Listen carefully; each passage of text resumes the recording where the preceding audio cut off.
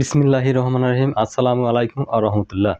সুপ্রিয় শিক্ষার্থীরা, আজকে তোমাদের সঙ্গে যে একটা ভাষার যে বলা আছে সেন্টেন্স এটা শিখতে পারলে তোমার মাথায় আসবে সম্পূর্ণ সেন্স।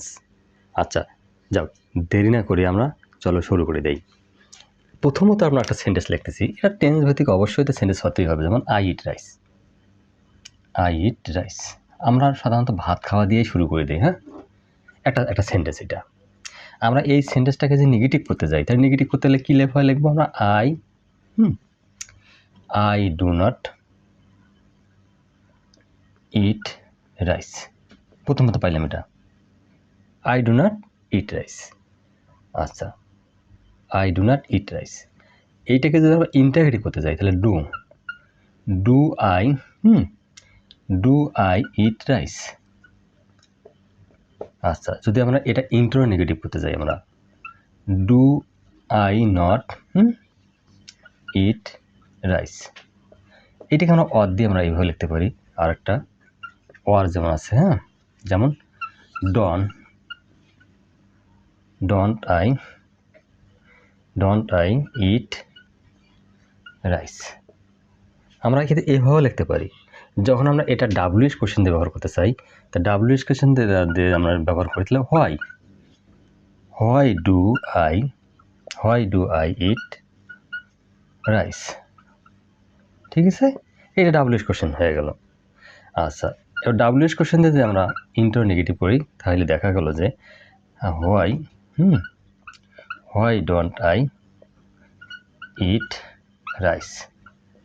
এইটা আমরা অথবা দিয়ে আরও লিখতে পারি, হোয়াই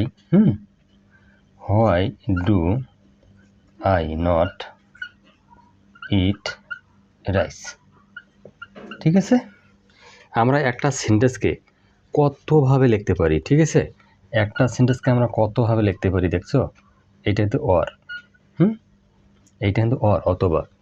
আমরা একটা সেন্টেন্সকে সাধারণত কতভাবে লিখতে পারি? আই ইট রাইস, এখানে দেখা যায় I do not eat rice. Do I eat rice, এটা ইন্টারগেটিভ, এটা হলো নেগেটিভ। এইটা আমরা ইন্টারগ্রেটিভ নেগেটিভ হলো do I not eat rice, এটা ইন্টারগ্রেটিভ নেগেটিভ। এটাকে ওয়ার দিয়ে আমরা লিখতে পারি কি? Don't I eat rice. ঠিক আছে, আমরা এভাবে লিখতে পারি। আবার এটাকে ডাব্লিউএস কোশ্চেন যে আমরা ব্যবহার করতে চাই, why do I eat rice. Why do I eat rice আমরা উপর থেকেই নিয়ে আসলাম। আবার এটাকে লেখা যায় why don't I eat rice. Why don't I eat rice আমরা শুধু এই সেন্টেন্সটাতে লাগিয়ে দিলাম। তাহলে ইন্টারভিউ নেগেটিভটা করতে গেলে আমরা এটা ডাব্লিউএস কোশ্চেন তৈরি করতে পারলাম। এটাকে অর দিয়ে লেখা যায় why do I not eat rice. তাহলে একটা সেন্টেন্সকে আমরা ভিন্ন উপায়ে লিখতে পারলাম। আচ্ছা, যদি আমরা এই একটা সেন্টেন্সকে বিভিন্নভাবে লিখতে পারি তাহলে আর পরে একটা সেন্টেন্স লিখি আবারও একটা। আচ্ছা, এটা এইগুলো জিনিস হলো প্র্যাকটিসের উপর নির্ভর করে। প্র্যাকটিস যত করবেন তত লাভ হবে, আর প্র্যাকটিস করবেন না এগুলো হবে না। আচ্ছা, এবার আসেন, আমি আরেকটা সেন্টেন্স লিখব বি নম্বরে। যেমন আছে বি নম্বরে হলো they played football. They played football. আমি এবার দ্রুত লিখব। এখানে লেখা যায় নেগেটিভ করতে লেখা যায় দে ডু নট। আচ্ছা, ডু নট তো হবে না, they did not play football. আমরা পাস্ট টেন্সকে নেগেটিভ করতে গেলে সাদের পর ডিড নট বসে মূল ভার্ব প্রেজেন্ট ফর্ম প্লাস বাকি অংশ। তা they did not play football. ঠিক আছে, আচ্ছা, নেগেটিভ হয়ে গেল। আমরা যখন ইন্টারগ্রেটিভ করব, ইন্টারগ্রেটিভ করার সময় লিখব ডিড দে প্লে ফুটবল। আচ্ছা, এটা ইন্টারগ্রেটিভ হয়ে গেল। আমরা যে ইন্টারগ্রেটিভ নেগেটিভ করতে যাই, ডিডন্ট দে প্লে ফুটবল। আচ্ছা, ইন্টারগ্রেটিভ নেগেটিভ হয়ে গেল। আমরা এটাকে এইভাবে লিখতে পারি did they not play football. আচ্ছা, আমরা এখন লিখতে পারি why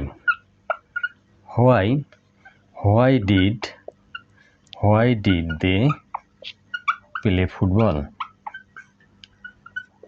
why did they play football, আমরা ইন্টারোগেটিভ চিহ্ন দেব এটাকে, অথবা আমরা এভাবে লিখতে পারি আবারও, হোয়াই হোয়াই ডিড নট, হ্যাঁ আচ্ছা,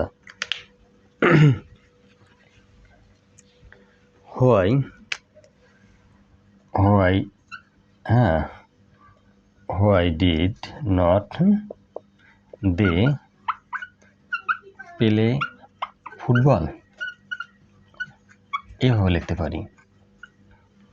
মিনিং একটা অবশ্যই আসবে, সে মিনিং আমরা অত এখানে চিন্তা করার কিছু কারণ নেই। আগে তোমরা সেন্টেন্সগুলো প্র্যাকটিস করো, তারপরে ইনশাল্লাহ তোমরা নিজেরাই এগুলো বুঝতে পারবা।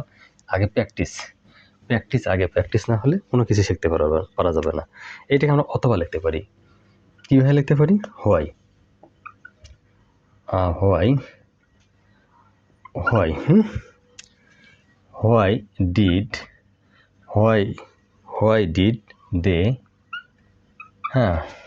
Did they not play football. আচ্ছা, এই ছিল এখানকার। এটা আমাদের পাস্ট টেন্স চলে গেল। আমরা যদি এবার সাহায্যকারী ভাব দিয়ে করি, সেন্টেন্সগুলো সাহায্যকারী ভাব দিয়ে আমরা তৈরি করি, তাহলে দেখি কি হয়। আচ্ছা, আমি বলবো তোমরা ভালো করে দেখবা, ভিডিওটা না টেনে খাতা কলম পাশে নিয়ে দেখবা, এবং যদি প্র্যাকটিস করো তাহলে সুন্দরভাবে এগুলো বুঝতে পারবে।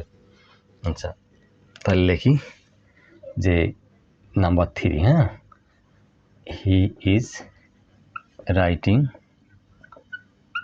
এ লেটার। আচ্ছা, এটা যদি আমরা নেগেটিভ করতে যাই, he is not writing a letter. আমরা যদি ইন্টারোগেটিভ করতে যাই, তাহলে is he writing a letter. আচ্ছা, এটা ইন্টারোগেটিভ নেগেটিভ করতে যাই, is he not writing a letter. Okay, আবার এটা কি লেখা যায় কীভাবে, যে isn't he writing a letter? আচ্ছা, এবার আমরা ডাব্লিউএইচ কোশ্চেন দিয়ে লিখি। আচ্ছা, why is he writing a letter. আচ্ছা, আবার লিখতে পারি, why isn't he writing a letter? আচ্ছা, এটাকে এভাবে লিখতে পারি আমরা, why is he not writing a letter. আচ্ছা, LETT লেটার। দেখো আমরা একটা সেন্টেন্সকে কতভাবে ঘুরিয়ে ফিরে লিখলাম, 1 2 3 4 5 6 আইটেমেও লিখতে পারি। আচ্ছা, পরেরটা আমরা আসি, একটা সেন্টেন্সে লিখি, তাহলে আল্লাহ তোমরা এখান থেকে আরও ভালো বুঝতে পারবেন। না বুঝতে পারলে তো আমাকে কমেন্ট করে জানাবেন, ঠিক আছে? তখন আমি আবার কোনো জায়গায় সমস্যা হলে আমি সেটা আবার তোমাদেরকে অ্যান্সার করে দেবো। আচ্ছা, যেমন আমরা যদি একটা থার্ড পারসন সিঙ্গুলার নাম্বার দিয়ে একটা সেন্টেন্স তৈরি করি, এটা ফোন নম্বর, যেমন আছে he goes to school, SCHOOL school. এইটাকে আমরা যদি নেগেটিভ করি, হি ডাজ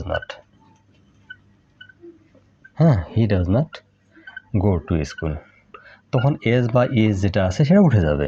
এটা যা ইন্টারোগেটিভ করতে যাই, does he go to school, এই ইন্টারোগেটিভ হয়ে গেল।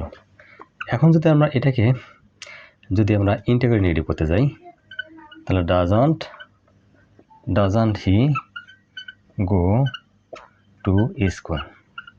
ওকে, এভাবে লেখা যায়, যে ডাজ, আমরা এখানে বড় হাত দিয়ে লিখতে পারবো, হ্যাঁ ঠিক আছে। Does he not go to school. আচ্ছা, এখন সাধারণত লিখি why does he go to school.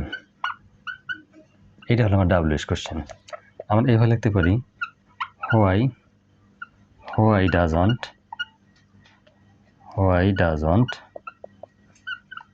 Doesn't হ্যাঁ হি গো টু স্কুল।